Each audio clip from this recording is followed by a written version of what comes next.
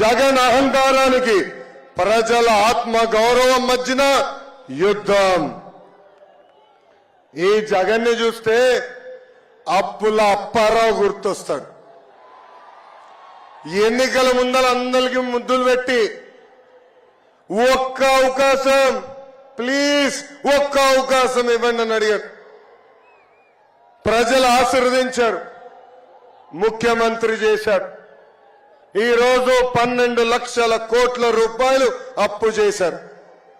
ఆ అప్పుకి అయ్యే పన్ను ప్రతి సంవత్సరం 1 లక్ష కోట్ల రూపాయలు. సంపద సృష్టించి సంక్షేమం అందించే విజరీ నాయకుడు మన నాయకుడు చంద్రబాబు నాయుడు గారు ఇప్పుడు రాష్ట్రానికి కావాలి. ప్రజల తరపున పోరాడే నాయకుడు పవర్ఫుల్ పవన్ అన్న ఈ రోజు రాష్ట్రానికి కావాలి. ఈ జగన్ ఈ రోజు మళ్ళీ ఒక కొత్త స్కీమ్ తీసుకొచ్చాడు. ఆ స్కీమ్ పేరే ఆడుదాం ఆంధ్ర అంట. ప్రజల్ని అడిగిన ఆడుదాం ఆంధ్ర పైన మీ అభిప్రాయం ఏంటని. మా జీవితాలతో ఆడారు చాలు బాబు, ఈ కార్యక్రమం మాకు వద్దునే వద్దన్నారు. జగన్ ఒక ఐపీఎల్ టీం కూడా పెడతాడంట. ఆ ఐపీఎల్ టీం పేరేంటో తెలుసా? కోడి కత్తి వారియర్స్. ఆ ఐపీఎల్ లో టీం మెంబర్స్ ఎవరో తెలుసా? Senior batsmen Avinash Reddy. బాబాయిని గట్టి కొట్టాడు కదా. బెట్టింగ్ స్టార్ అనిల్ యాదవ్, అరగంట స్టార్ అంబట్టి, గంట star Avanthi, allrounder Gorantla Madhav, reel star Bharath, బూతుల star Kodali Nani, pinch hitter BF Madhusudan Reddy. అబ్బో ఎంత అద్భుతమైన ఐపీఎల్ టీమో ఇది. ఈ యువగలం పాదయాత్ర నాకెన్నో పాఠాలు నేర్పించింది. నాయకుడు అనే వ్యక్తి ఎంత బాధ్యతతో ఉండాలో నేను తెలుసుకున్నా. ఒక నాయకుడు చేసిన తప్పుల వల్ల రాష్ట్ర ప్రజలు ఎంత ఇబ్బందులు పడుతున్నారో కల్లారా నేను చూశా. అడుగడుగున ఈ జగన్ చేస్తున్న విధ్వంసం కంపడింది. ఉద్యోగాలు లేక యువత పక్క రాష్ట్రాలకి వలసలు వెళ్లే పరిస్థితి, నకిలీ విత్తనాలతో రైతులు నష్టపోయే పరిస్థితి, తాగునీటి కోసం మహిళలు బిందెలు పట్టుకుని కిలోమీటర్లు నడిచే పరిస్థితి. ఉమ్మడి చిత్తూరు జిల్లాలో మన చంద్రబాబు నాయుడు గారు తీసుకొచ్చిన ఎలక్ట్రానిక్స్ కంపెనీలు నేను చూశాను. అదే విధంగా పాపాల పెద్దిరెడ్డి అవినీతి సామ్రాజ్యం కూడా నేను చూశాను. అనంతపురంలో మన చంద్రబాబు గారు తెచ్చిన కియా మోటార్స్ డ్రిప్ ఇరిగేషన్ కనిపించినాయి. జగన్ తీసుకొచ్చిన కష్టాలు కన్నీరు కూడా కనిపించినాయి. ఉమ్మడి కర్నూలు జిల్లాలో చంద్రన్న తీసుకొచ్చిన airport, mega seed park, mega solar park, cement ఫ్యాక్టరీలు, తాగునీటి ప్రాజెక్టులు, సాగునీటి ప్రాజెక్టులు కనిపించినాయి. జగన్ చేసిన విధ్వంసం కూడా అక్కడ నాకు కనిపించింది. శ్రీకాళహస్తి నియోజకవర్గంలో రజక సామాజిక వర్గానికి చెందిన మహిళ ముని రాజమ్మ నా దగ్గరికి వచ్చి ఆమె కష్టాలు చెప్పింది.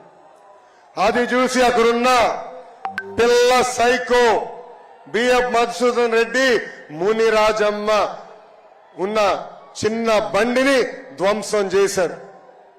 ఏకంగా ముని రాజమ్మ ఆయన కాలు పట్టుకుని క్షమాపణ కోరితేనే వదిలిపెడతానన్నారు.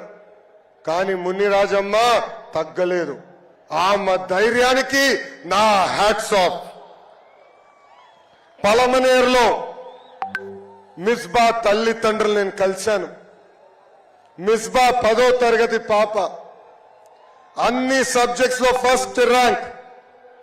ఆమె డైరీ కూడా చదివా. ఆమె డైరీలో చాలా స్పష్టంగా డాక్టర్ అవ్వాలన్న కోరిక ఉందని రాసింది. ఆ మిస్బా అన్నిట్లో ఫస్ట్ ర్యాంక్ వస్తుందని, ఏకంగా వైకాపా నాయకుడు కూతురు సెకండ్ ర్యాంక్ వస్తుందని మిస్బాకి టీసీ ఇప్పించి పంపించారు. అది తట్టుకోలేక మిస్బా ఆత్మహత్య చేసుకుంటాం కూడా చాలా చాలా బాధకరం. ఎమ్మిగనూరు నియోజకవర్గంలో రంగమ్మ తన భర్త 12 ఎకరాల కౌలుకు తీసుకుని అప్పుల పాలయ్యి ఆత్మహత్య చేసుకున్నారు. ప్రభుత్వం కనీసం ఒక చిల్లి గవ్వ ఆ కుటుంబానికి ఇవ్వలేదు. కానీ ఆ కుటుంబానికి అండగా నిలబడింది ఈ తెలుగుదేశం పార్టీ. మంత్రాలయంలో వలసలుగా కార్మికులు వెళ్తాం చూసా. ఊర్లో సాగునీరు లేదు, ఉపాధి కోసం పక్క రాష్ట్రాలకు వెళ్తాం నేను స్వయంగా చూసా. ఇంకా ఆలూరు నియోజకవర్గంలో తాగునీటి సమస్య తీవ్రంగా ఉంది. అక్కడున్న మహిళలు బిందెలు పట్టుకుని కిలోమీటర్లు నడుస్తాం నేను స్వయంగా చూసా. ఈ సమస్యలు ప్యాలెస్ లో ఉన్న ప్యాలెస్ పిల్లి జగన్కి కనపడదు. గంగాధర్ నెల్లూరు నియోజకవర్గంలో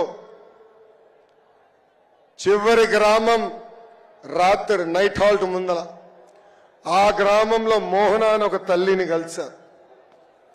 35 సంవత్సరాలుగా అక్కడనే కూర్చుని బోండాలేస్తున్నామా. ఆ తల్లిని అడిగా, ప్రభుత్వం నుంచి మీరేం ఆశిస్తున్నారని. అప్పుడు ఆ తల్లి అనింది, 35 సంవత్సరాలుగా రూపాయి జమ చేసి 2 బిడ్డల్ని చదివించాను. ఆ 2 బిడ్డలకి ఉద్యోగాలు కల్పించండి బాబు, నాకు ఎలాంటి సంక్షేమ కార్యక్రమాలు అవసరం లేదని. పెనుకొండ నియోజకవర్గంలో నేను పాదయాత్ర చేస్తుంటే పద్మావతి అని ఒక చెల్లి పరిగెత్తుకుంటూ నా దగ్గరకు వచ్చింది. రా చెల్లమ్మ ఫోటో దిగుదామంటే నాకు ఫోటో అవసరం లేదు, చంద్రబాబు నాయుడు గారికి థ్యాంక్ యూ చెప్పండి అని. ఎందుకమ్మా ఇదంటే, కియా మోటార్స్ వల్ల ఈ రోజు అక్కడ నేను పనిచేస్తున్నాను, నెలకి 30,000 రూపాయలు నేను సంపాదిస్తున్నాను అన్నా అని నాకు చెప్పింది. పద్మావతి చెల్లిని అడిగా, చెల్లమ్మ కియా మోటార్స్ రాకుండా ఇందులో ఏం చేసేవాడిని. నేను ఇంటికే పరిమితం ఉండేవాడిని.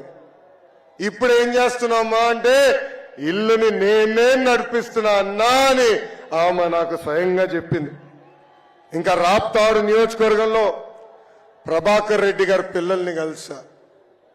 2004లో ఆనాటి కాంగ్రెస్ పాలకులు ప్రభాకర్ రెడ్డిని అతి కిరాతకంగా చంపేశారు. ప్రభాకర్ రెడ్డి గారి బిడ్డల్ని చంద్రబాబు నాయుడు గారు దత్తక తీసుకుని ఎన్టీఆర్ మోడల్ స్కూల్లో చదివిస్తాం జరిగింది. ఆ బిడ్డలందరూ ఈరోజు సెటిల్ అయ్యి అద్భుతమైన ఐటీ కంపెనీలో పనిచేస్తాం కూడా చూశాం. ఇంకా ప్రకాశం జిల్లాని ఏకంగా ఎడారిగా మార్చేశాడు ఈ జగన్. ఒక్క పరిశ్రమ తీసుకురావాలా, ఒక్క సాగునీటి ప్రాజెక్టు పూర్తి చేయాల. ఇంకా గుంటూరు కృష్ణా జిల్లాలో అమరావతి రైతుల్లో పడుతున్న కష్టాలు నేరుగా నేను తెలుసుకున్నా. రాజధాని చంపేసి జగన్ రాక్షస ఆనందం కూడా నేను చూశాను.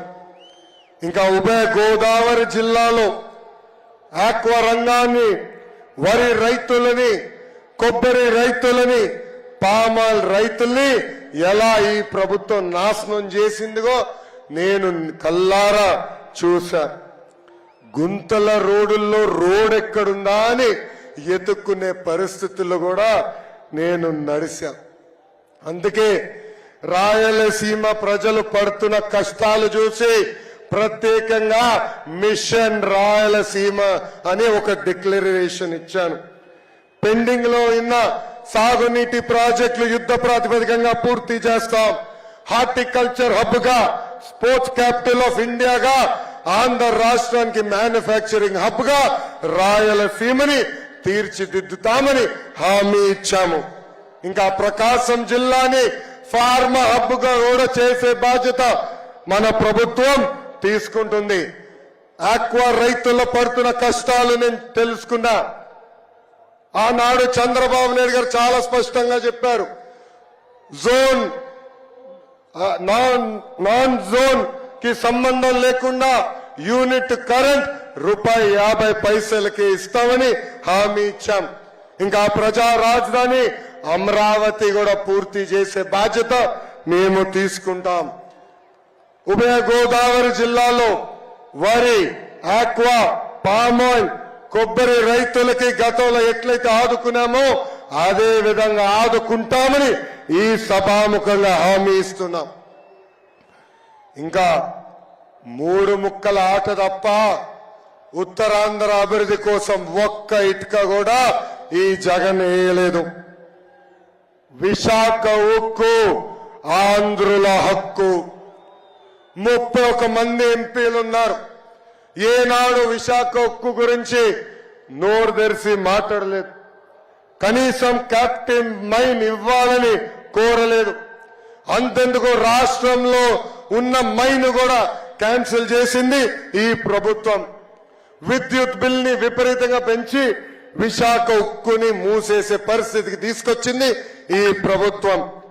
ఇంకా స్టీల్ ప్లాంట్ కి చెందిన వేలాది ఎకరాలు కొట్టేసేదానికి స్కెచ్ చేశాడు ఈ psycho Jagan. Visakha railway zone కావాల్సిన భూములు కూడా ఇవ్వలేదు ఈ ప్రభుత్వం. విశాఖ మెట్రో ప్రాజెక్ట్ ని కూడా నాశనం చేసింది ఈ ప్రభుత్వం. మూతపడిన అన్ని షుగర్ ఫ్యాక్టరీలు తిరిగి తెరుస్తామని ఆనాడు హామీ ఇచ్చింది ఈ జగన్. కానీ ఇప్పుడు ఏకంగా తెరుస్తాం కాదు కదా, అక్కడున్న మెషినరీ భూములు కూడా అమ్మేసే పరిస్థితికి ఈ ప్రభుత్వం వచ్చింది.